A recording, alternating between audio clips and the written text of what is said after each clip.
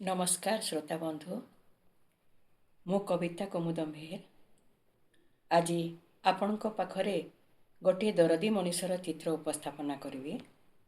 मो गल्पर शीर्षक होउछि शेष मूर्छना। निज आखि को विश्वास करि पारिला नाही दयानिधि। दिन दिपहर जाग्रत अवस्था कौन स्वप्न आसे। बापा तम पाई आनी देछि पिंधिब कहूछि पुओ। भल करी देखिबाकू चेष्टा कला।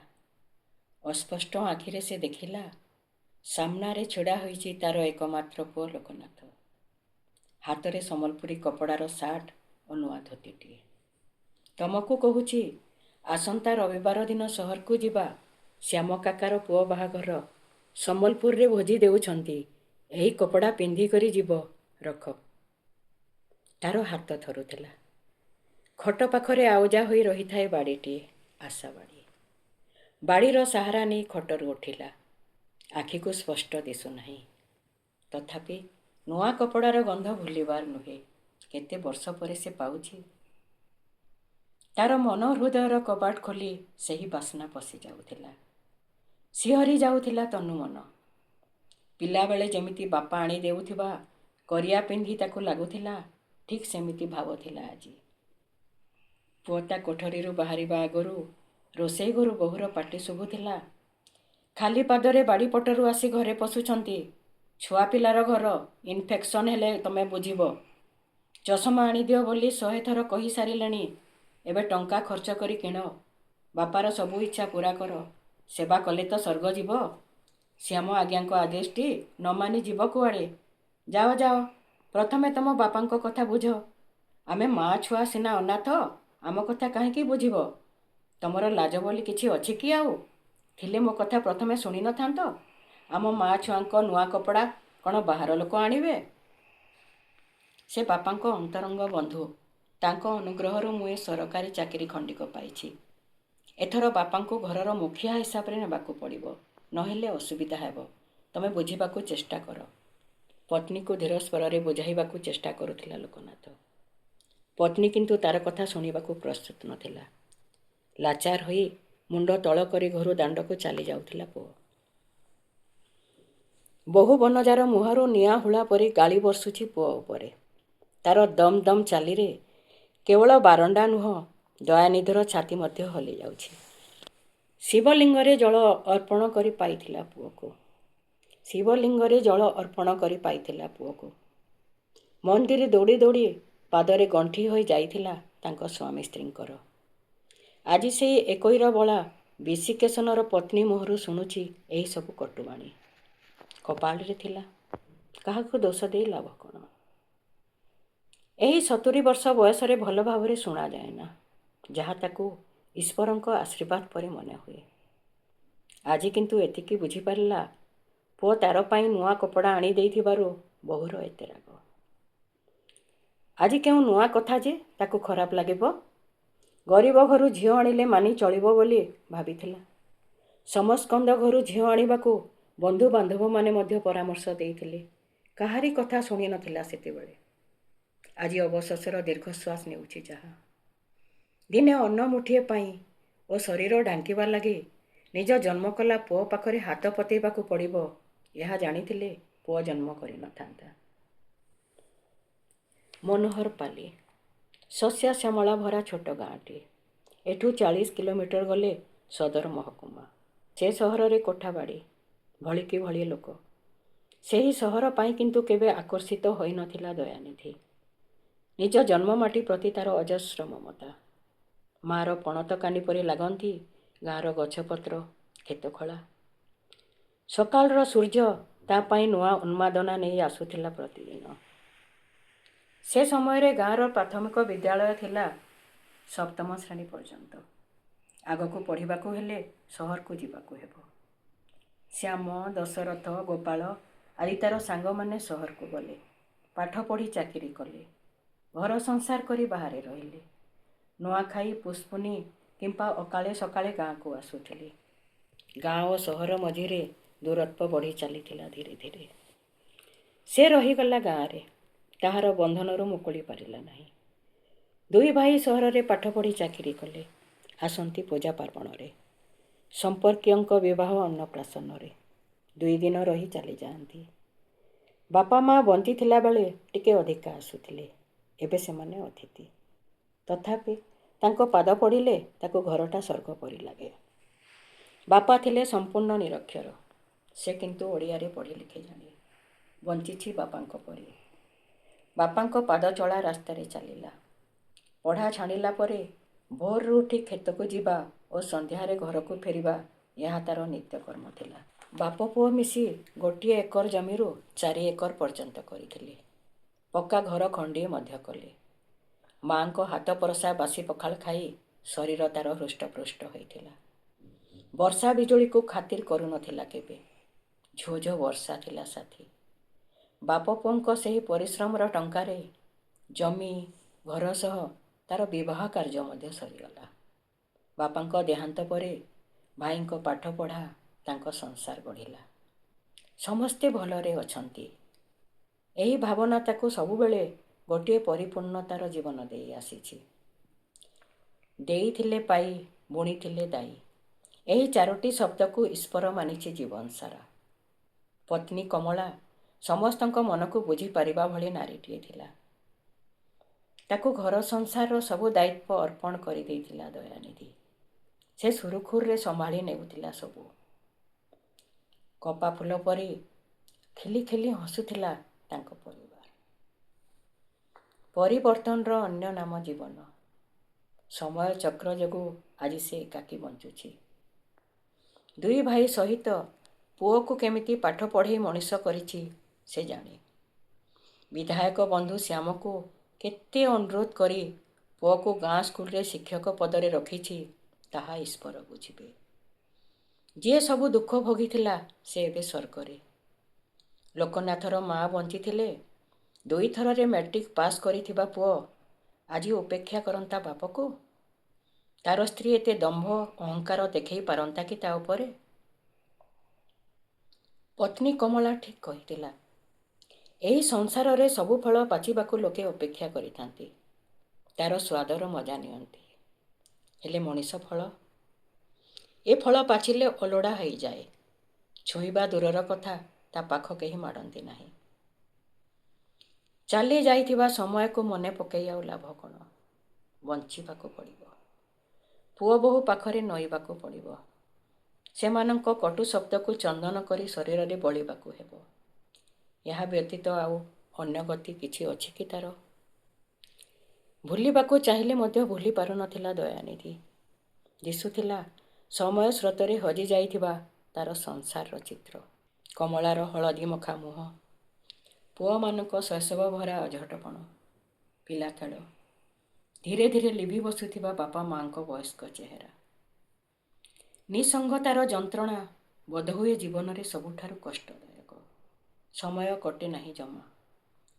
ଆଗରୁ ସେ ବାହାରକୁ ବୁଲିବାକୁ ଯାଉଥିଲା, ସମବୟସ୍କ ସାଙ୍ଗସାଥୀଙ୍କ ସହ ମିଶୁଥିଲା। ଦୂରରୁ ଟିଭି ପରଦାରେ କିଛି କିଛି ଦୃଶ୍ୟ ଦେଖି ମନଟା ହାଲକା ଲାଗୁଥିଲା। 2 ମାସ ତଳେ ନାତି ନାତୁଣୀଙ୍କ ଝଗଡ଼ାରେ ଚଷମାଟା ଖଟରୁ ତଳେ ପଡ଼ି ଭାଙ୍ଗିଗଲା।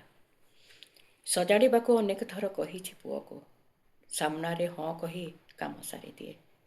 ନିତ୍ୟ ବ୍ୟବହାର୍ଯ୍ୟ ଜିନିଷ ପାଇଁ ମଧ୍ୟ ଗୋଡ଼ ଧରିବାକୁ ପଡ଼େ ବୋହୂର। ଆଜିକାଲି ରନ୍ଧା ଅରନ୍ଧା ବୋଲି କିଛି କାହାକୁ କହିବାର ନଥାଏ। ରୁଚିକର ନହେଲେ ମଧ୍ୟ ନାତୁଣୀ ଆଣି ଥୋଇ ଦେଇଥିବା ଖାଦ୍ୟ ଖାଏ। ଶରୀରରୁ କେବେ ଜୀବନ ଛାଡ଼ିବ ତାହା ହାତରେ ନାହିଁ।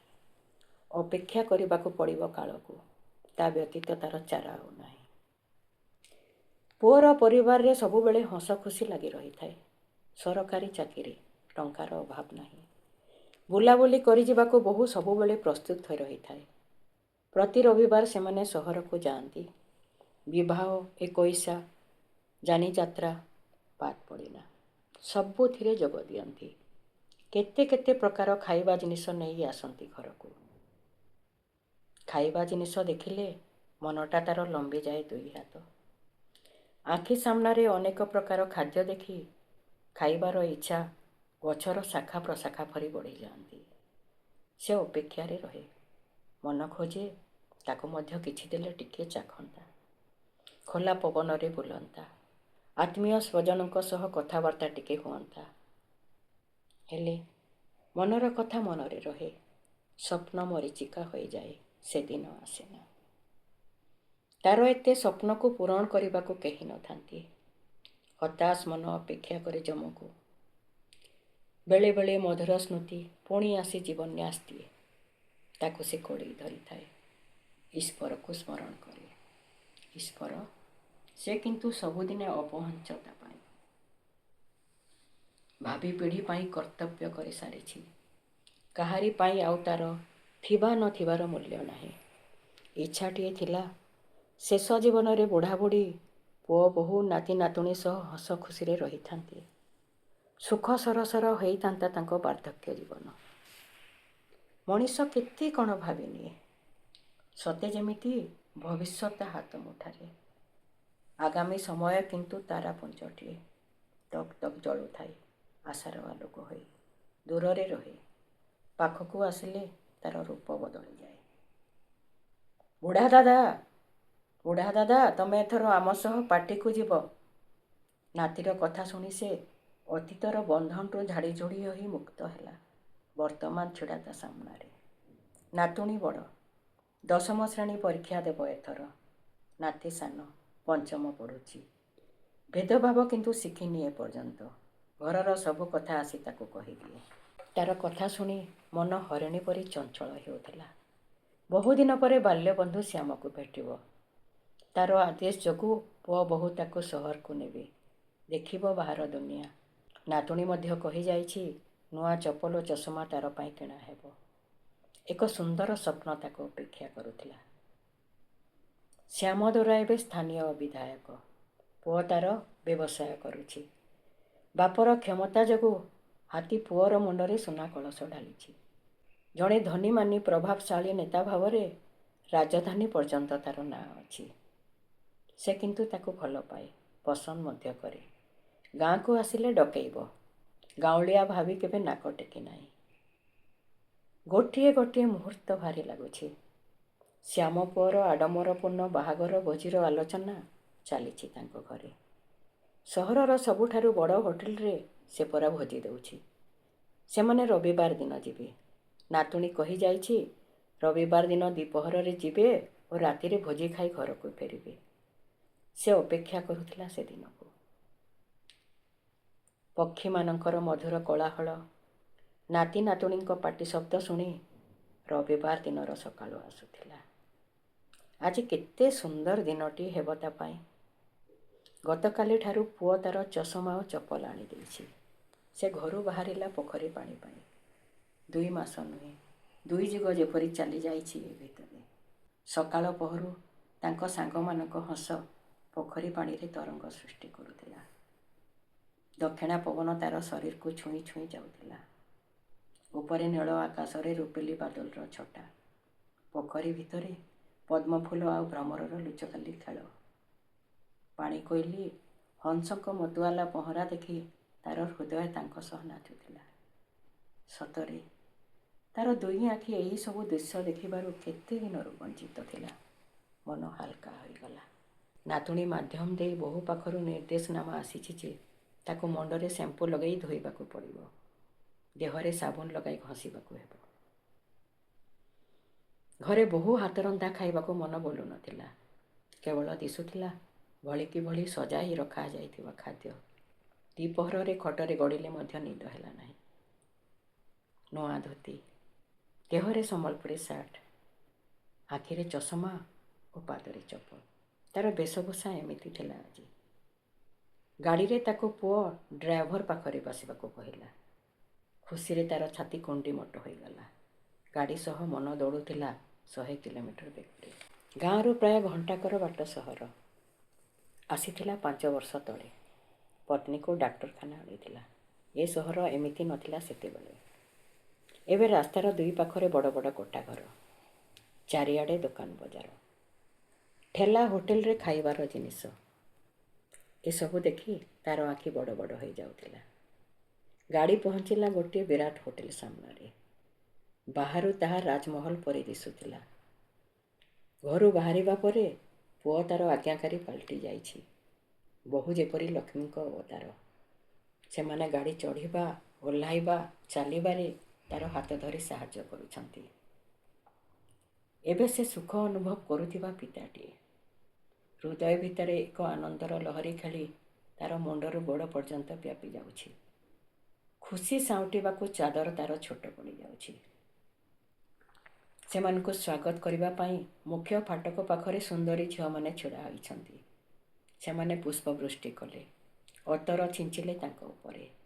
ଜଣେ କେହି ଶ୍ୟାମର ପାଟି ଲୋକ ଆସି ତାକୁ ନେଇଗଲା ଭିତରକୁ। ସେ ଭେଟିଲା ଶ୍ୟାମକୁ ବହୁତ ଦିନ ପରେ। ସମବୟସ୍କ, ଅଥଚ ସେ ଦିଶୁଛି ଯୁବକ ପରି। ଧନ ସମ୍ପତ୍ତି, ଯଶ, ଖ୍ୟାତି, କ୍ଷମତା ଆଉ ଖାଇବା ପିଇବା ଥିଲେ ସେହି ମଣିଷ ପାଖରେ ବୟସ ହାର ମାନିଯାଏ, ଏହା ପ୍ରମାଣିତ କରିଛି ତା'ର ବନ୍ଧୁ।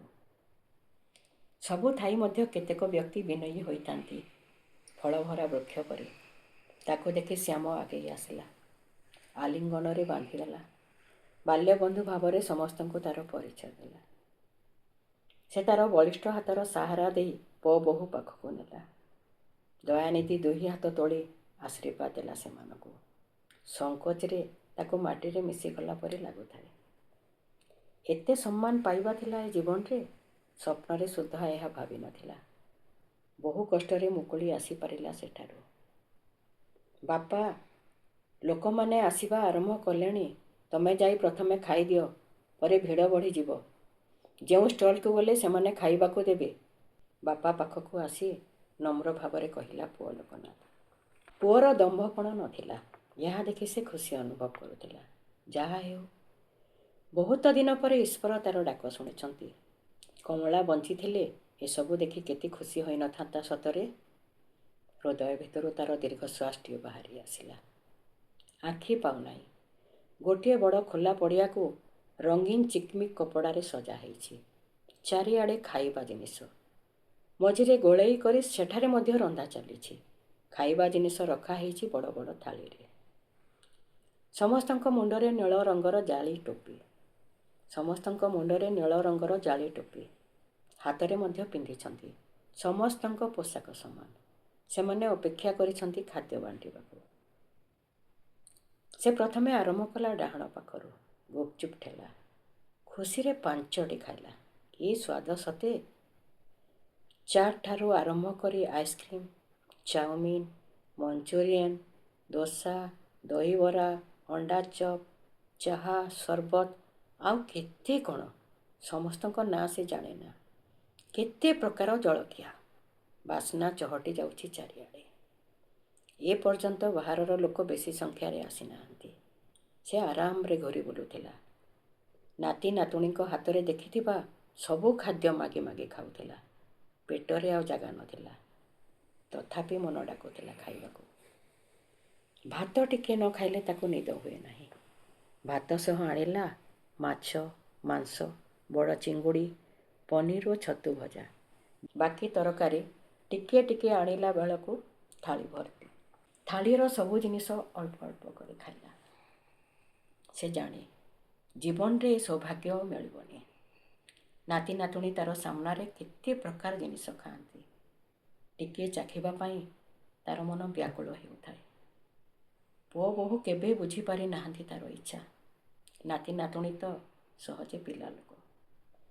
କିଛି ସମୟ ଲୋଲୁପ ଦୃଷ୍ଟିରେ ଦେଖେ, ଶେଷରେ ମନ ମାରି ବସେ। ଅଜାଣତେ 2 ବୁନ୍ଦା ଲୁହ ଜକେଇ ଆସେ ଆଖିରେ। ଏସବୁ ଦୃଶ୍ୟ ମନେ ପଡ଼ିବାରୁ ଗୋଟିଏ ଷ୍ଟଲ୍ ମଧ୍ୟ ଛାଡ଼ିଲା ନାହିଁ। ପେଟରେ ହାତ ମାରିଲା। ହୃଦୟ ଭିତରୁ ବାହାରି ଆସିଲା ଆତ୍ମସନ୍ତୋଷର ହସଟି। ପାନ ଷ୍ଟଲ୍ରେ ସଜା ହୋଇଥିବା ପାନମାନେ ସତେ ଯେମିତି ତାକୁ ନିମନ୍ତ୍ରଣ କରୁଥିଲେ। 2ଟା ଖାଇଲା। 2ଟା ସାର୍ଟ ପକେଟରେ ପୁରେଇଲା। ଆହା, ବିଧାତା ଆଜିର ଦିନଟା ଯେପରି ତା'ର ପାଇଁ ରଖିଥିଲା। ଗାଁରେ ଥିବା ତା'ର ବନ୍ଧୁମାନେ ତା'ପରି ଏତେ ଭାଗ୍ୟଶାଳୀ ନୁହନ୍ତି। ଏଠାକୁ ପହଞ୍ଚି ପାରିଥିଲେ ଏତେ ସୁମିଷ୍ଟ ଭୋଜନର ମଜା ପାଇଥାନ୍ତେ। ଘରକୁ ଗଲେ କାଲି ସକାଳୁ ସେ ସମସ୍ତଙ୍କୁ କହିବ ଭୋଜି କଥା। ସେହିଦିନ ରାତିରେ ଦୟାନିଧି ସାହୁଙ୍କ ବାଡ଼ି ଦୁଆର ଅନେକ ଥର ଖୋଲିବା, ବନ୍ଦ ହେବାର ଶବ୍ଦ ଶୁଣିଛନ୍ତି ପଡ଼ାବାସୀ। ସକାଳର ସୂର୍ଯ୍ୟକିରଣର ସ୍ପର୍ଶରେ ଉଠି ଯାଇଥିଲେ ସମସ୍ତେ। କିନ୍ତୁ ଉଠି ନଥିଲେ ତାଙ୍କ ଭିତରୁ ଜଣେ। ଦୟାନିଧିଙ୍କ ଶୋଇବା ଘର କାନ୍ଥ କଣ୍ଟାରେ ସମ୍ବଲପୁରୀ ସାର୍ଟ ଝୁଲୁଥିଲା। 2 ବୁଡ଼ା ପାନ ଲାଲ କରି ଦେଇଥିଲା ଛାତି ପକେଟକୁ। ନୂଆ ଧୋତି ନଥିଲା କୋଠରୀରେ। ତକିଆ ପାଖରେ ଚଷମା ଯତ୍ନର ସହ ରଖା ହୋଇଥିଲା। ଚପଲ ଯୋଡ଼ାକ ପଡ଼ିଥିଲେ ବାଡ଼ିପଟରେ। ଘର ସାମ୍ନା ଦାଣ୍ଡରେ ସମବେତ ସ୍ୱର ଶୁଭୁଥିଲା, ରାମ ନାମ ସତ୍ୟ ହେ। ଆକାଶ ପୁରା ବାଦଲରେ ଢାଙ୍କି ହୋଇ ଶୁଣୁଥିଲା ମଣିଷ ଜୀବନର ଏହି ଶେଷ ସଙ୍ଗୀତକୁ। ଧନ୍ୟବାଦ।